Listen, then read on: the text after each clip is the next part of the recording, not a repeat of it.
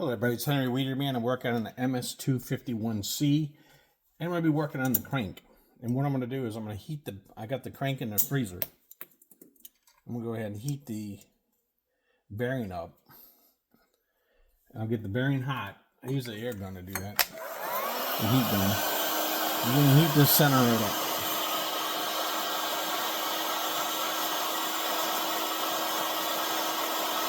And it takes about 30 seconds. I'm going to preheat this so when I come over with the crank, it's ready to go.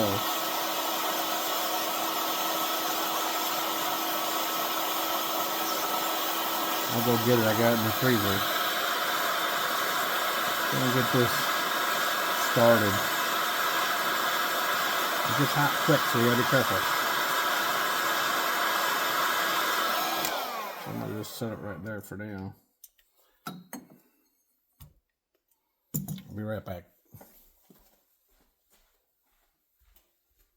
I've seen one in an 1/8 inch, a 2 inch, 4 inch. 1/8 inch. 1/8 inch, I have that.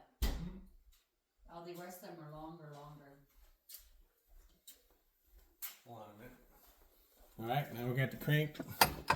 Drop it down into my vise. Just gently put it. Careful, this bearing is so hot.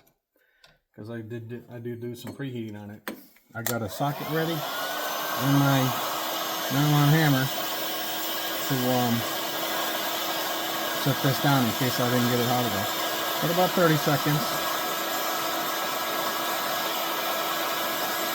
Just all around it.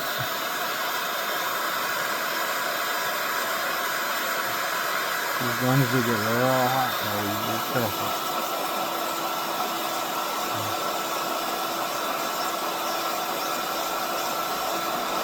They're cold, so I crank it and I heated it. The bearing should go right on. Look at that. Dropped right on. Just let it set for a few seconds, a few minutes, and then the hot and cold will equalize and then the bearing will stay on. Well, that's doing it. I'll drop the other bearing. 1 second.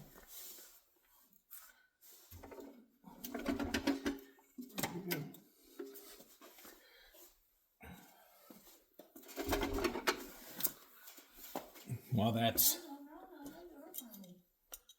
temperatures are equalizing with each other, I'll heat up this other bearing.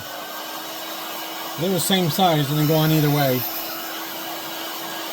This doesn't have these bearings don't have a plastic keeper ring in it. That's what the OEMs had and they broke. I'll show you. I'll pull them out of the cache and I'll show you. These are not OEM, these are made in Italy, SKF.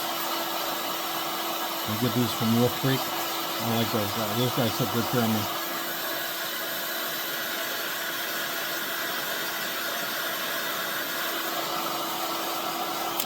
Alright, I got that one preheated. I'll take this and flip it over. It's still cold. I still got time. Bring it to the edge here.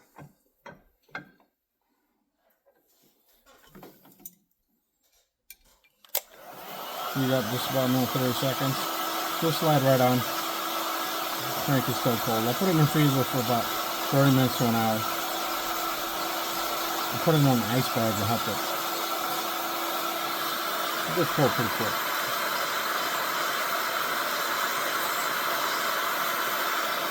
These heat up real fast too.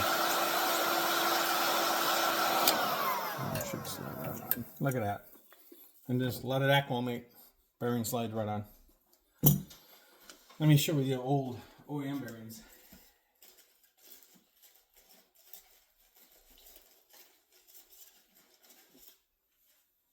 So I took the OEM bearings out and I was like, what causes saw to fail?